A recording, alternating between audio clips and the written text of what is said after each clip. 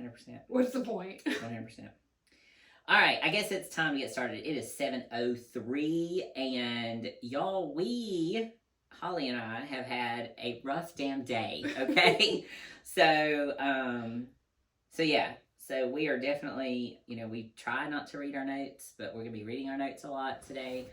And as you can tell, we are laid back a little bit more than usual. My brain is fried. Completely. And this is a very, very in-depth informational conversation today. So it's going to require us to use our brains, even though we don't have much left. Anyway, all right. Welcome to Vibrant Beyond 40, a podcast to discuss all things women. As women, we wear many hats, and we want to break into those deep conversations about fitness, nutrition, sex, life as a mom, partner, daughter, or business professional in hopes that we can help one another learn and provide growth and support.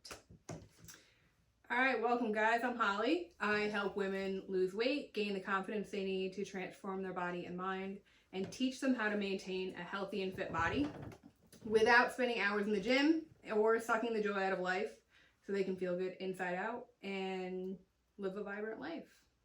As a certified personal trainer and wellness coach, I know it's not just about the workouts and nutrition. I wish it was, but it's not. I help break through the struggles that are holding someone back so that they can create results that they can maintain. And my name is Kim Watson-Pitts, and as a certified personal trainer, it's my goal to show women how to unleash their inner strong by teaching them how to love their bodies through proper weight management so that they can gain control of their health and feel amazing for life. And we do all of this without putting in long hours at the gym or giving up delicious foods. All right. We're all here for one thing. Well, that sounded weird. So we're going to answer the question tonight. Are my hormones making me fat? But first, we're not medical professionals. We don't claim to be. So there you go. Consult a doctor before starting nutrition or exercise programs. So tonight, like we said, we've got a lot of information to cover, and it's going to be very educational in nature, so we'll try to make it as fun as possible. However, the topics we're going to cover tonight, we're going to discuss the hormones that play a major role in weight gain and how to regulate them. We're also going to talk about how toxins could be affecting our hormones. We're going to talk about how sleep is potentially affecting your weight loss goals.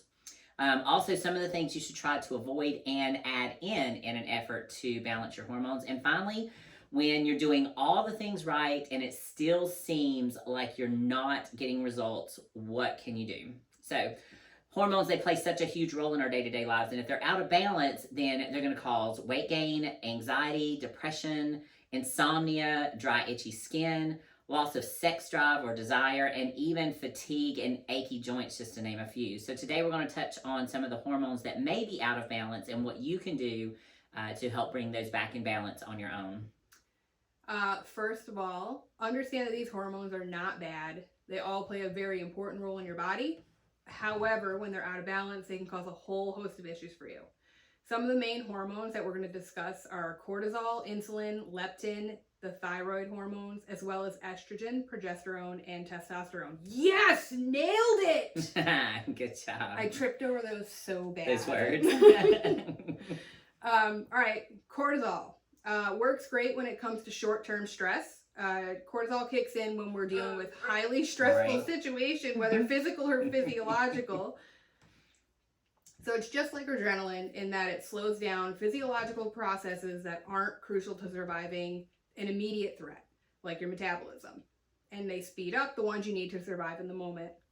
It raises your blood pressure and insulin production while suppressing your immune system. As your insulin levels go up, your blood sugar drops, and that's what makes you crave the fatty, sugary foods. When you're under chronic stress, your cortisol levels remain high and your metabolism slows, which over time leads to excess weight gain, especially in your midsection. Some common causes of this is a busy lifestyle, shocker, emotional worry, ultra-processed food, lack of sleep, a weak immune system, and even low-calorie restrictive diets. How many of you guys want to guess whether or not mine and Holly's cortisol levels are high this evening? So high. They're so high. We've had a busy day. So, insulin's main job is to help your body use the sugar from carbohydrates. And if you take in more calories than what your body actually needs to keep your weight healthy, your cells are going to get more sugar than what they need. So the amount of calories you actually need depends on how active you are. And when you have more sugar than you actually need, your body is going to convert that to fat. So this is where we talk about a lot of folks will turn to low carb diets, and that's not necessary. Again, low carb diets can also increase cortisol levels. So you just want to manage the carbs that you take in and use them during times that you're active. If you're going to be sitting around all afternoon or all evening and just watching television, obviously you're not going to need that many carbs. So you want to utilize your carbs earlier in the day so that you don't store those as fat. Side note, I just read an article about how eating later at night, obviously not good if you're not going to use the energy like you just said, but also it disrupts your circadian rhythm, which also leads to poor sleep. Just new research on that. I guess it's just confirming what I feel like we already have found, but yeah. I just read that the other day. Thought it was a good little blurb. Very good. Yeah, all right. Interesting. Leptin and ghrelin. Leptin is the hormone that tells your brain that it's time to stop eating, and ghrelin is the brain is what tells your brain that you're hungry. They work independently and together to help regulate your appetite, and when working properly, it works as a natural appetite suppressant, so you do not have to rely on willpower. An imbalance of these hormones can disrupt appetite regulation and metabolism, leading to overeating and weight gain. Side note, cortisol stimulates ghrelin and insulin helps reduce it. And what did we just say about cortisol? If it's up? I lost You said it stimulates ghrelin, so it's going to stimulate the... You're going to be hungry. Yeah. You're going to eat the fatty, sugary things, for sure. Sorry, my mind blanked. I told you. You're like, what? What are we talking right, about? Yeah, that. I know that. It's like, were you here 5 minutes ago? What's really bad, though, is I studied this way before, before we ever started. I knew all this, but sometimes, when you're put on the spot, it's like, what, wait. Well, and it's funny that you say that because, I know for me, if I don't sleep well at nighttime, my cortisol levels are immediately up that morning because I didn't sleep well, and I'm going to be anxiously waiting for that nap later in the day. And the first thing, actually not the first thing, but the thing that I do all day long, no matter how well I eat, I'm craving fatty, greasy foods. All day. When I'm exhausted, if I wake up exhausted, I feel like the only thing that's going to help me feel better is to eat shit and sleep. It all works together. Yeah. 100%. So the next hormone that we want to discuss, and a lot of folks think this when they are struggling to lose weight, is our thyroid hormone. Our thyroid regulates all our metabolic processes.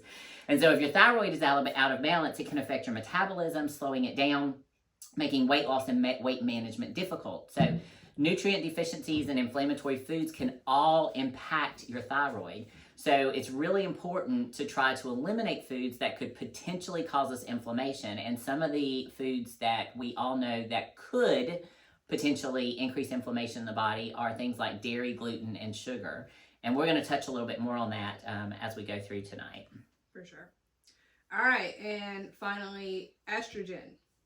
Our bodies need estrogen to break down cholesterol and maintain healthy bones. As natural-born women, most of us carry large amounts of estrogen. However, too much can cause excessive weight gain and heavy periods. This is often referred to as estrogen dominance, and it's the ratio of estrogen to progesterone. One of the leading causes of estrogen dominance is the use of estrogen-mimicking products, as well as toxins in your food. So some of you may ask, how are toxins actually affecting the hormone? So the toxins that we expose our body to are the most common reasons why hormonal weight gain occurs. So toxins can cause inflammation, which basically throws your body into a state of confusion. One of the big toxins that a lot of us are unfamiliar with is called xenoestrogens. And xenoestrogens are an external form of estrogen that mimics or interferes with the function of natural estrogen. Are you okay? Yes. I hear a lot of noise over here. It's the biggest. So xenoestrogens are an external form of estrogen, and it's one of the biggest causes of estrogen dominance. So if you're already experiencing high estrogen and you're putting these toxins into your body, or you're exposing your body to these toxins, it's only going to increase it even more and make it much more challenging. But xenoestrogens can be found in our cosmetics, our household cleaners, laundry detergents, sunscreens, processed food, things of that nature. They typically appear on the ingredient label as BPS, parabens, phthalates, artificial food coloring known as FD&C red number 3. And one of the most common that a lot of people are unaware of is fragrance. Now, fragrance, this is actually something kind of near and dear to my heart, as once I learned about this, I didn't realize how many of our products actually have fragrance in them. And you read fragrance and you think, oh, that's not a big deal, that's just the smelly stuff. But what we don't understand, or what you may not understand, is that the FDA, they allow companies to put fragrance on the label, but they do not have to explain what that is, what's in that fragrance. They don't have to break it down to the public. So there can be so much hidden under that fragrance label. So just be real cautious about products that you're using that contains fragrance.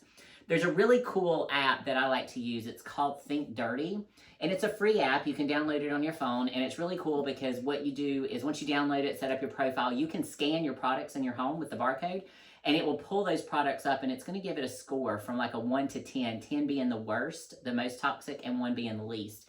I challenge you to download that app after this podcast and go into your bathroom and just scan 5 products in your bathroom: cosmetics, cleaning products, shampoos, conditioners, whatever. Scan 5 of those products and just take a look and see how it grades, and see how toxic some of those items are. And then take a look at some other suggestions that they make for you that are less toxic options. Did I get that out right? Yeah. You got that. Yeah. Nailed it.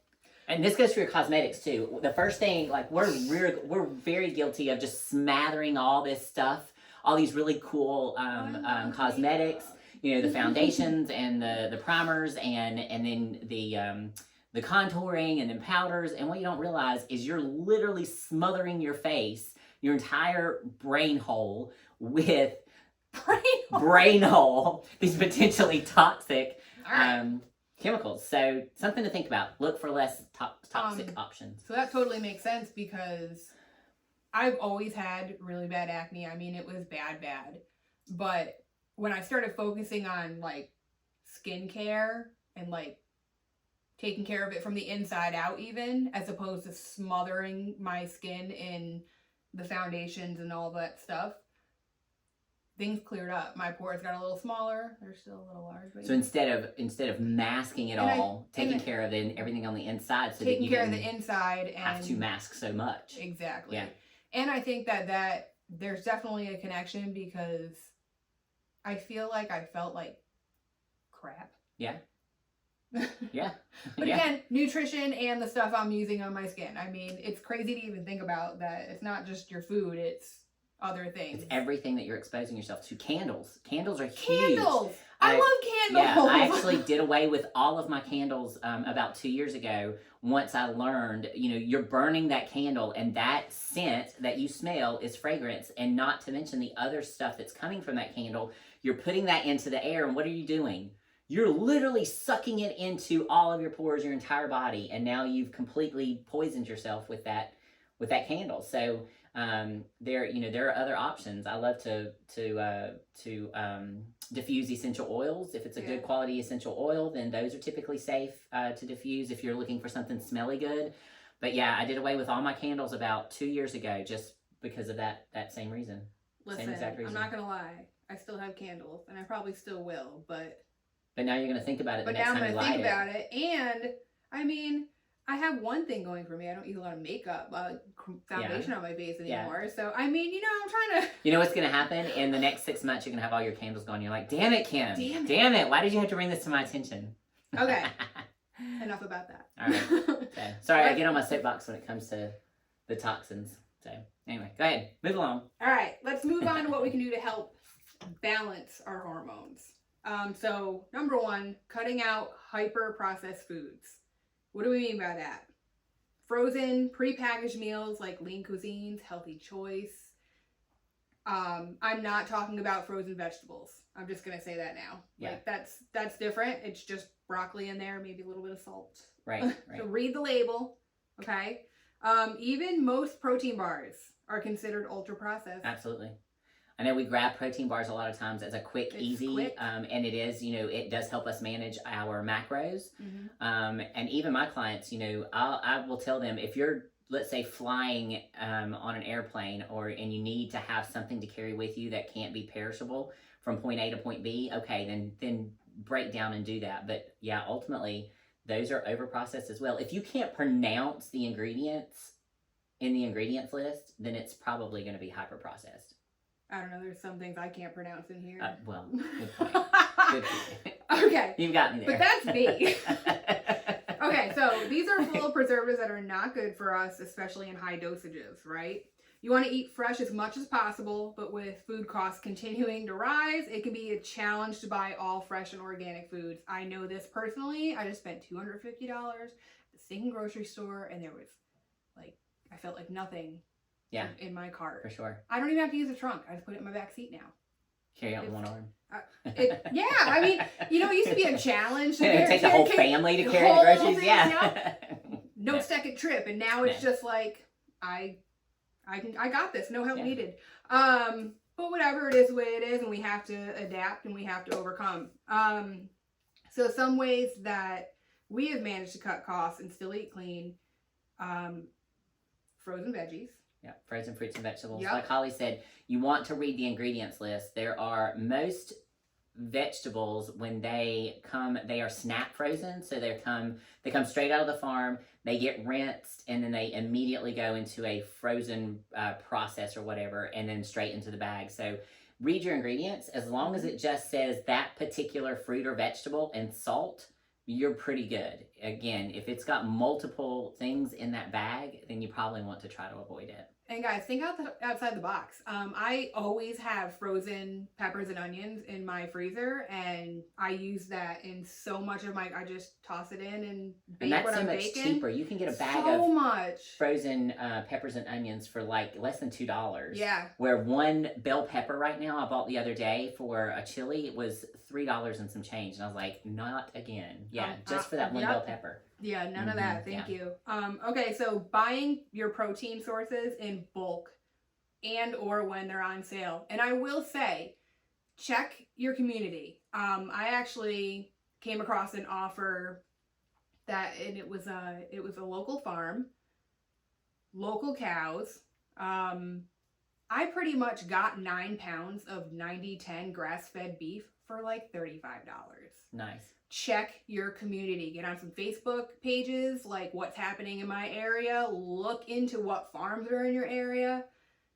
I'm just saying. Well, my parents have just mentioned a couple weeks ago trying to go in with 3 other people and getting a quarter of a cow. Yes. Because when you get a quarter of a cow, it comes out to like $6 or $7 per pound, and you're getting everything. You're getting the steak, you're getting the stew, you're getting the ground beef, you're getting everything. All the parts. Yep. And it averages out to about $6 or $7 a pound. So check with our local farmers and see if you can go either half or quarter with another family. Yeah, if you can have another family or whatever. I've also been exploring that option. Yeah. Because it's you do have to prepare with some storage space. That's been a challenge, I know, for me and my family, is the storage space. But if you can find a space to store it, get a freezer, and store it, then that's definitely a great way to go. I got my freezer from Sam's Club. Yeah. And actually it was pretty good price. Yeah. Compared to what I found elsewhere. So and you don't need a large one. You can just get one of the smaller freezers for a situation like that. For sure. All right, so sleep is the next area that you need to work on. I know that you guys have heard us talk about this probably in every podcast, but it's so important.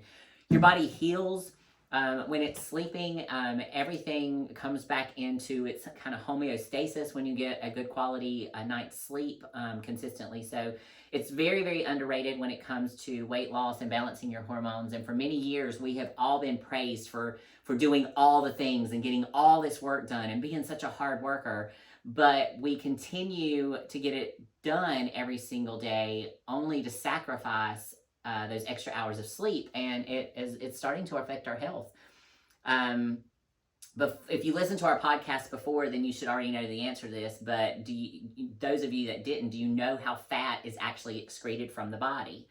It's excreted by breathing. Carbon dioxide, every time that you breathe, or all the breathing that you're doing, the fat is leaving your body. So if you're getting that 7 to 8 hours of sleep, that is forcing you to deep breathe for that period of time, and that allows you to let go of some of that fat. So, typically I tell my clients, if they are struggling to sleep, to first of all look at their caffeine intake for the day. And to try to stay away from caffeine after 12 o'clock. Some people can make it. I've been on caffeine for so many years. I can usually still fall asleep even if I have caffeine up until 3 p.m. But you just kind of look at your lifestyle and try cutting it out. And you have to find the timing that works for you. Absolutely. Sure. Yeah. Absolutely. So cut it off, no caffeine after 12. And then, if that works, and if you have to go a little later, just kind of go from there. But and then work on putting together a healthy and productive bedtime routine that helps you fall asleep. Cut your electronics off an hour before bed. Dim the lights. Obviously not like this blasting light that we have shining in our face that looks like the damn sun right now. Her and I are probably going to be up until midnight because of that light. However, take a nice walk. Do some yoga. Take a hot shower. Drink some various teas that contain chamomile, lavender, valerian root, things of that nature, and try to start working on a relaxing bedtime routine to help you fall asleep faster and hopefully stay asleep longer. For sure. Fun fact for those of you out there who are like, oh my God, I have such a hard time with sleep. It's hopeless for me or whatever. So fun fact, did you know that it takes just one night of good sleep to lower your cortisol? Yes. You just need one. Like, so if you're one of those, because I mean, this is when I was struggling with that and did a lot of research on it. I came across one night, guys. So don't let making a sleep routine and getting, oh my God, I got to get sleep. Every single night. Yeah. Like, don't stress yourself don't add to your stress right. with that, because it just takes one. I had gone to a doctor many years ago for that same reason. I was having trouble sleeping, and he, I talked about getting, on medication for it, and he's like, you don't need that. He said, we think that we have to have a full 8 hours every single night. He said, as long as you get a couple of nights a week, that's it. As long as you get a couple of good solid nights, he said, the rest of it doesn't matter. So so work on getting, finding 1 or 2 good solid nights and getting that 7 to 8 hours. So that's a very good point. Yeah. All right. So actually, that's really funny. We're going into some foods you should try to avoid. Okay. Y'all know I like alcohol. For the love of God, the first 2 podcasts I was sitting here slamming wine. All right. But that actually affects your sleep too. Yeah. So, all right. So your liver is the organ that filters your blood so that it can be free of excess hormones and toxins. If your liver is busy breaking down alcohol, guess what's not happening? It's not getting rid of the toxin, guys. It can't do it. All right. So again, try to limit drinking to 1 to 2 days a week instead of drinking every day. Dairy. Dairy is the #1 leading cause of inflammation in the body. Do you often feel like your body's achy all over and you can't seem to figure out why you're in pain all the time? It may be chronic inflammation that is built up over time. Dairy can contribute to inflammation in the body because of the hormones in cow's milk. Even organic dairy products, guys, if that cow is pregnant, hormones. Yeah. Okay. We just talked about this a little bit. Hyper processed or packaged food, they're full of toxic preservatives, additives, artificial sweeteners that disrupt our natural hormone balance. And again, what we mean by that is things like lean cuisine. And it's, again, when you're eating them, who was it? One of my clients ate lean cuisine like every day. And was she losing weight? And she was not losing weight. And I'm like, stop eating. I understand it's like... Yeah, it's easy. It's there, you can grab it. Yep. And in a pinch, do it. You need food, right? Right. But did you know you can meal prep and freeze your food and there's your lean cuisine? Exactly. Yeah. All right, caffeine. Again, not all bad, and I will never stop drinking it. And it actually does have great weight loss benefits. However, again, excessive amounts disrupt your sleep. I've tried so many times to just quit it, and I'll Yeah. do really well for like 6 to 8 weeks, and then I just hate life, and I'm like, this is miserable, and I'm like, Again. can I just have some? Now I have to say I have cut back to at least my caffeine dose in the morning.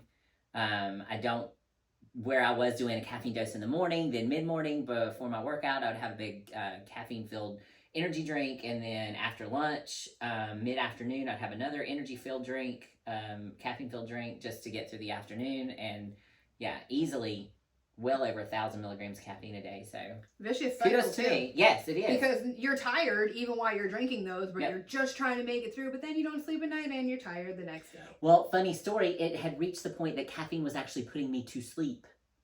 Well, that's Putting me to sleep. I'd like to know your dosage. Yeah, I mean, I would go like 100%. I remember us going to the coffee house in the middle of the night because we couldn't sleep. So we got up and went to the coffee house, and I don't normally drink coffee, and I made a big cup of coffee, and Jeremy was like, I thought you wanted to sleep. Why are you? Because I was like, I'm just going to eat carbs and we'll sleep. And so we had a lot going on at the time. But anyway, I made a cup of coffee, and he was like, I thought you wanted to sleep. I was like, I do. And this is exactly what's going to put me to sleep. And sure enough. I have drank coffee and took a nap. So Yeah. I don't think it really, I just like coffee. I Yeah. like the taste. I like that it's warm. See, I don't like the taste. See, I love it. I didn't drink coffee till I was 23. Now I like coffee flavored ice cream. I like espresso, chocolate covered espresso beans. I like those too. So I don't understand why I don't like coffee. That doesn't make any sense to me. I mean, Crazy. espresso beans are super strong. They were out of them, by the way. I was really mad. All right, anyway, moving on. All right, I had another comment about the caffeine thing, and it was really freaking good. Now I don't remember what it was. It was so cool. We'll put it in the comments later. All right, so we shared with you some of the foods or some of the things you should try to avoid to help balance your hormones. So let's talk a little bit about some of the things you should be trying to consume regularly to help you balance your hormones. So the ultimate goal is to reset your hormones, and it only takes about 3 to 4 days. I started to say 3 to 4 business days. 3 to 4 business days, and your hormones will be in balance. So it only takes about 3 days. Did we order that on Amazon? I know, right? So it'll take about 3 days to flush your body of most toxins and to reset your hormones to a healthy level. So providing your body with the right nutrients and supplements will help you to maintain that hormonal balance once you get on the right track. So try adding more plant proteins to your diet, such as chickpeas, lentils, all kinds of beans, broccoli. Broccoli is actually really good to help shuttle estrogen out of your system. So estrogen attaches, there's something, I think it's the phytonutrients maybe that are in broccoli that estrogen binds to, and it'll help shuttle it on out of your system to help with that. Also, probiotic rich foods such as fermented foods, they contain friendly bacteria for the gut, so it'll help get that on out of there. So things like no added sugar yogurts, sauerkraut, and other fermented veggies. Gluten-free grains. While wheat isn't necessarily bad, which is what carries gluten, it has been known to be inflammatory for some people. Not all people, but some people. Some good options of gluten-free foods are like gluten-free rolled oats, brown or white rice, buckwheat, quinoa.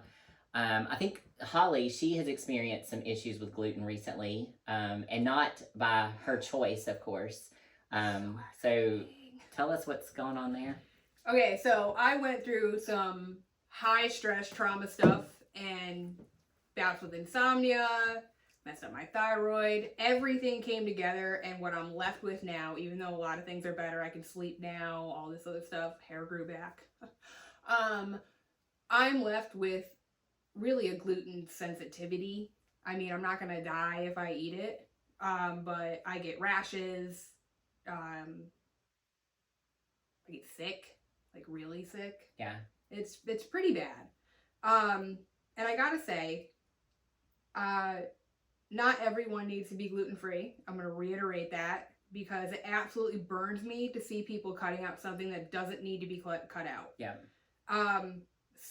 Funny story. Speaking of cut out, my husband is trying to help me with this, and he feels bad when he makes regular brownies, so he gets these gluten-free brownie box brownie mix, whatever, to just, trying it out, because I love desserts. I love chocolate. So he's like, I'm going to try to help her out, right? He makes it, he gives me it, and I'm like, ugh. He's like, oh, it can't be that bad. It's probably just missing a scoop of vanilla ice cream. And I said, the fuck it is. It's missing gluten, guys. Please don't, subject yourself to that. Right. Don't try to cut gluten out Don't. just because it's trending. Right. Gluten actually has some great benefits to it. It feeds the good bacteria, especially in your colon. Don't cut it out unless you've identified that it causes you problems. It's a true problem, yeah. Okay. All right, whole fruits and veggies.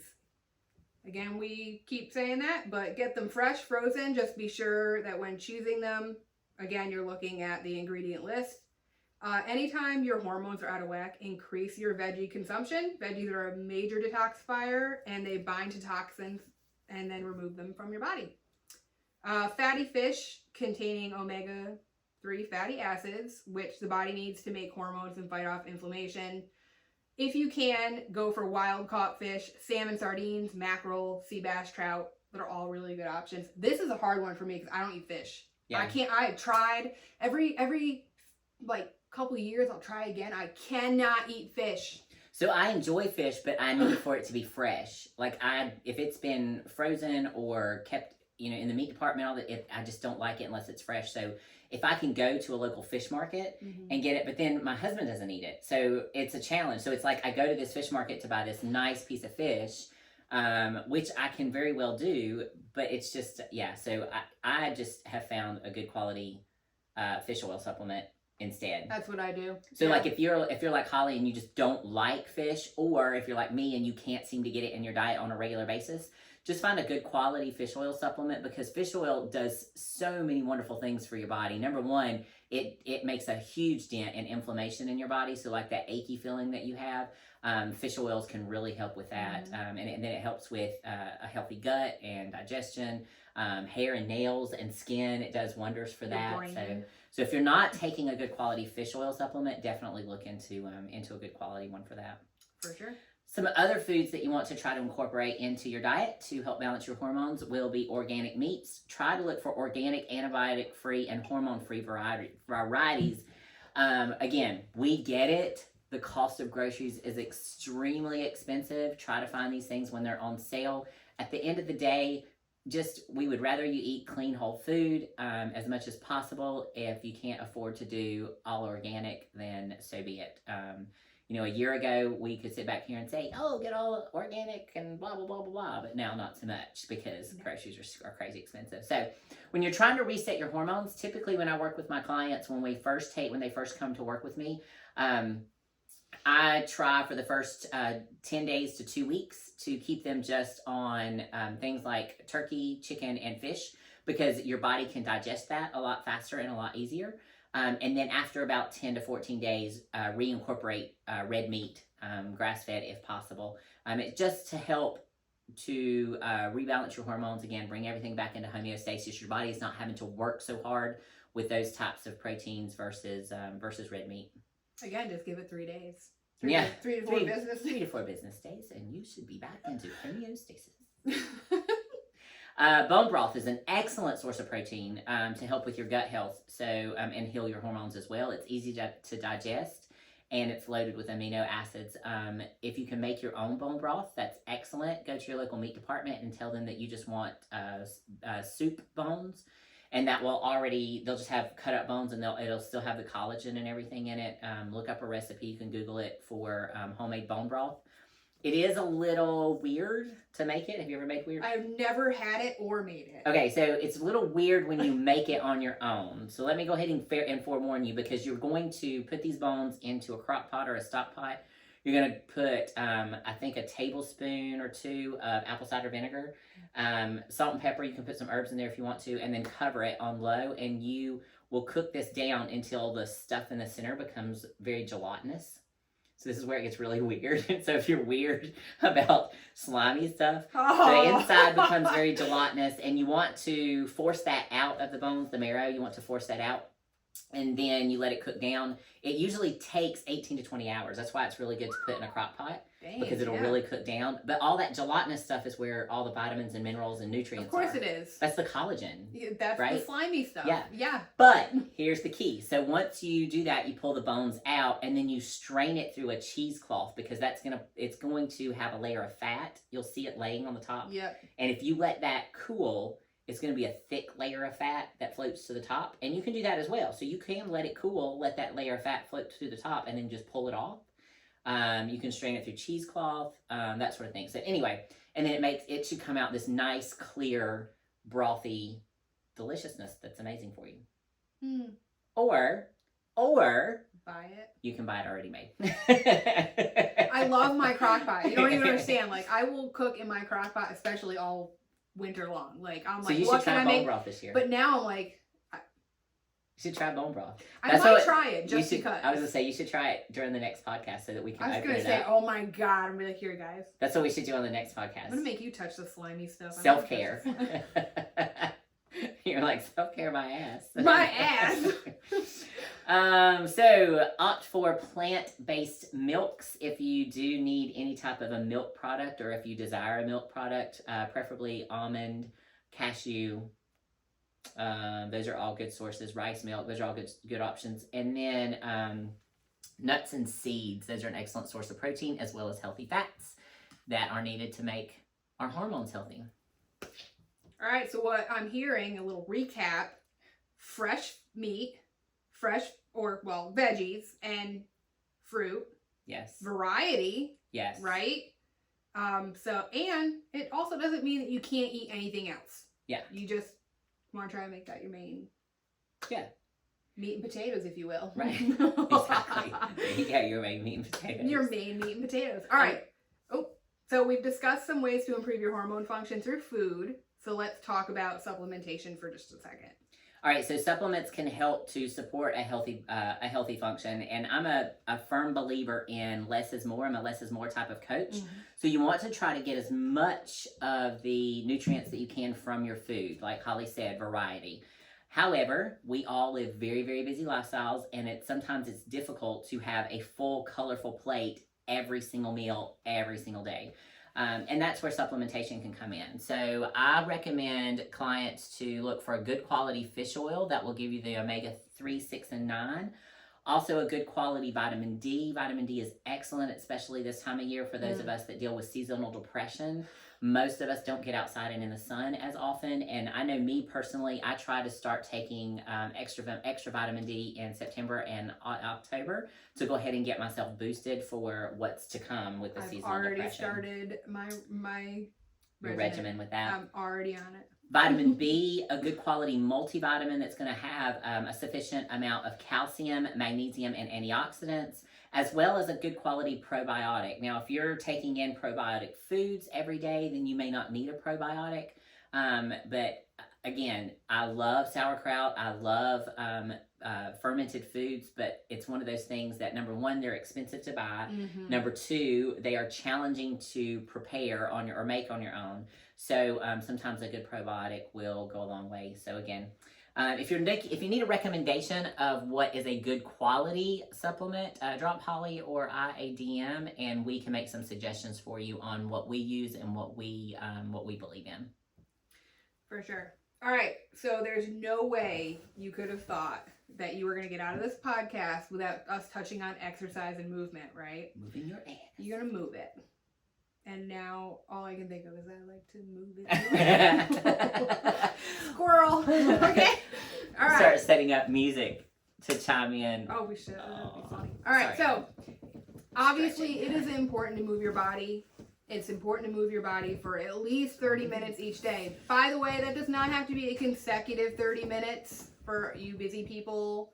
It can be broken into 10s. Yeah. Like, it can be broken up. Yoga, dancing, gardening, walking, weight training, biking, hiking, all ways that you can move your body. They count. Think of activities that you enjoy that you can put into place to help you move your body more. Because if you like it, you're going to do it, right? Right. Choose a movement that you can do consistently, but is above and beyond your normal everyday activity. You want to explain that So what does that mean? So this is different for everybody. So for instance, if you have someone that works in a doctor's office and at a desk, let's say an office manager, a lot of times they are doing a lot of sitting and moving. They may move a lot, but they move in a very small space, right? Versus someone that is a construction worker, working around heavy equipment, moving blocks and bags and things of that nature. Those two people, if you tell them, if you look at both of those people and you say, okay, go walk for 30 minutes, that's your movement. That construction worker, that's not going to do much good for that person compared to walking 30 minutes for the person sitting in the office. You want to move your body above and beyond your normal daily activity. My mom, she used to work in a nursing home, and she was on the floor as an LPN, and she worked for 12 hours. She would pull 12-hour shifts. And she was always so frustrated because she said, I said, well, Mom, you need to work out. And she's like, well, Kim, I work out. I'm on the floor moving 12 hours a day, and I don't stop. But trying to explain, well, that's your normal everyday activity. Your body is conditioned and has adapted to that movement. So you have to do something above and beyond that. And like Holly said, only 30 minutes. It's not like you have to go and now spend 2 hours every day moving above and beyond that. Just an extra 30 minutes moving above and beyond your normal activity to see some good results. Mm-hmm, mm-hmm. And also, I challenge you, because this is something that, like, light bulb in my brain the other day. You think you're moving a lot, but you might not be, because I kind of just like was mindful of what I was doing in a day. And I'm like, but I move all the time. I'm, whatever, blah, blah, blah. And yes and no. Sometimes it's in a very small area and I don't actually get a lot of steps and movement. And a lot of the times it's driving. Yeah. I'm moving, but I'm not moving. So just small things like that, just being mindful of, like, I feel like I'm moving so much. Holy crap. But I kind of wasn't. Well, and we're also busy. So if we think about, Holly and I both, once we got here, we were like, well, we've been slammed all day. I'm like, but now, was it a productive day? Was it actually productive? Or have you just been running crazy all day? And so you have to ask yourself that question. Is it actual productive movement, or are you just doing all the things that you can possibly do in a day? So you just have to, like she said, be mindful and really self-assess. Take a moment and self-assess. But that movement makes such a big difference. Now, let's say that you're doing all the things, all right? We've given you foods to take, foods to add, foods to avoid, or things to avoid. We've talked about movement. We've talked about sleep. We've talked about the hormones that affect all of this. And let's say that you are truly being honest with yourself and you're doing all the things consistently for 3 to 6 months and you can't seem to feel any better. It may be time for you to have a conversation with a hormone therapy doctor. Now, notice I say a hormone therapy doctor. I'm not saying your PCP or your OB. And understand that PCPs and OBs do have a place, but I'm just going to tell you my personal experience. When I turned 42, and this was 3 years ago, my body went to absolute shit. None of my nutrition plans that I had followed in the past, they weren't working for me anymore. I had no motivation to work out. I was gaining weight, especially in my stomach. I had a lot of cellulite in my stomach, and I had never experienced that before in my life. I was battling severe depression and anxiety. And last but not least, which is completely unlike me, is I had zero sex drive whatsoever. So that's when I knew that something was going on inside. And so I booked an appointment with my OB, and I went in to see her, and she did my physical. And I said, the main reason I'm here is because I feel like my hormones are out of balance and I'm struggling to figure out what the root cause is. I would like to have blood work done. And we fought basically for 20 minutes, her telling me that the blood work is unnecessary. There's nothing they can do. Your levels are what they are. There's no reason for us to do that. They're going to be very expensive, and finally I just had to tell her, I said, the only reason I'm here is for this work. If you want to do a physical, fine, if that's what I have to do, but I want this work done and I'll pay for it, whatever it costs. So we did the blood work. She finally did it, and she sent me the little message through your patient portal. She didn't even bother to call. She said, just to let you know that all of your levels are normal. What they mean by normal is that typically PCPs and OBs do not treat you when your hormones are out of balance. It's just not in their scope of work. So their normal, or her normal, is because that's what your body is actually doing. I couldn't accept that because I felt terrible, and I could not accept that. So I delved into the Googles and started looking at hormone levels for women, and found that my levels on my testosterone, progesterone, and estrogen were off the charts, or actually were on the bad ends of both. One level was extremely low, one level was extremely high, but the key thing here was the estrogen dominance. We've spoken about that a little earlier. And estrogen dominance is the ratio of your progesterone to estrogen. And if you're estrogen dominant, you're going to have all of these effects or all these issues that I was experiencing. We had a really good friend that we have been following for many, many years on Facebook, and he's a hormone replacement doctor. And I dropped him a line. I said, listen, maybe I'm just hormonally crazy.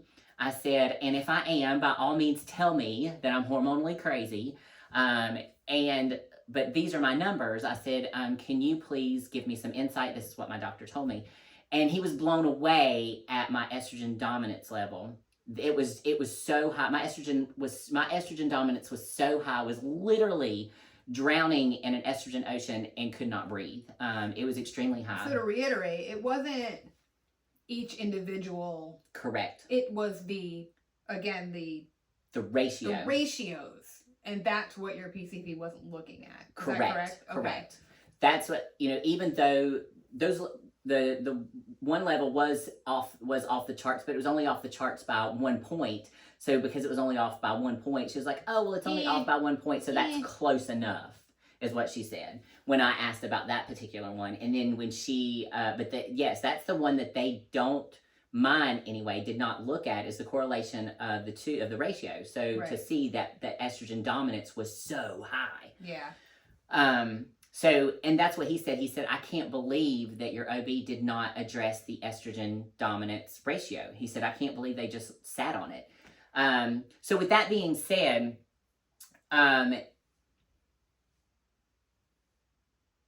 where'd I go? I was like, what? I know. With all of that being said, or I say all of this to say, you've got to try everything that you possibly can to bring your hormones in balance. And be very, very honest with yourself.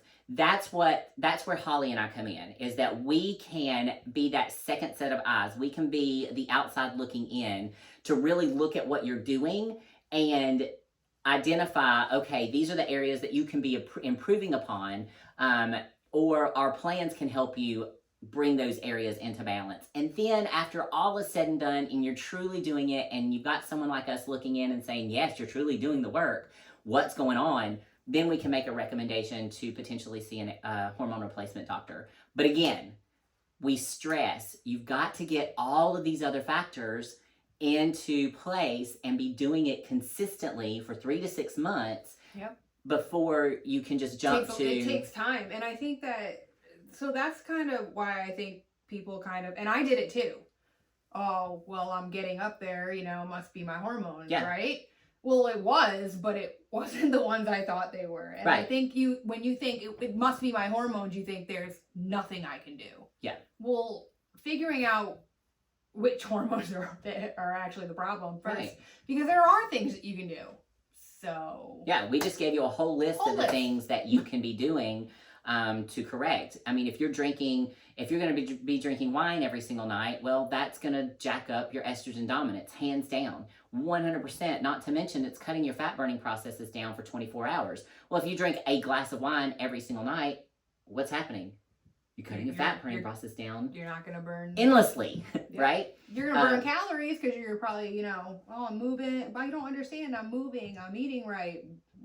Right, but then that alcohol every night's affecting it. If you're putting these inflammatory foods in your body on a constant basis and you haven't taken the time to cut them out for about a week to see how your body feels, then you don't know if it's producing an inflammatory response for you. So again, go back and listen to everything that we said and all the suggestions that we made, because if you are putting those into place and then you still have issues, well then again, let us help you identify those and help you replace the foods that you are utilizing or make some adjustments to those. So, and when all else fails, talk to a medical professional to help you for further if we can't. For sure. Yeah.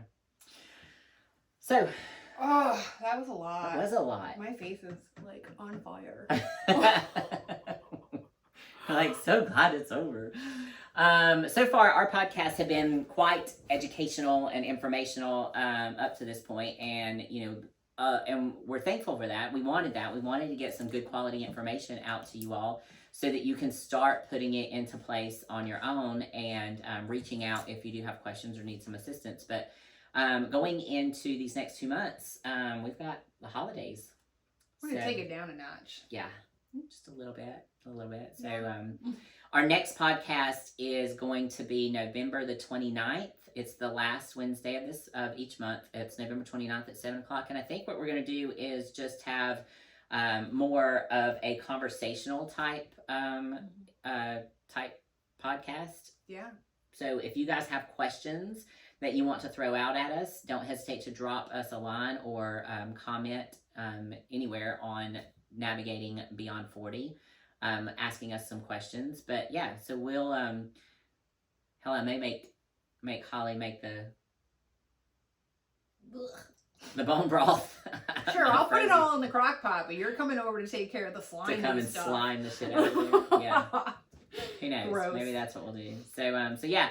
So next month's podcast will be more around self-care, and we're not talking about bubble baths and glasses of wine. We are going to just talk more about how we're navigating this busy time of year, how you can navigate it and still take care of yourself. Mentally, physically, emotionally. Absolutely.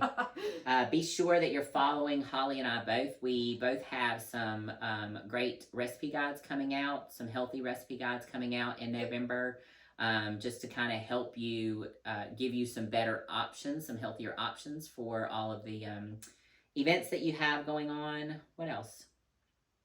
I think that's enough for now. Have anything else you want to share? No.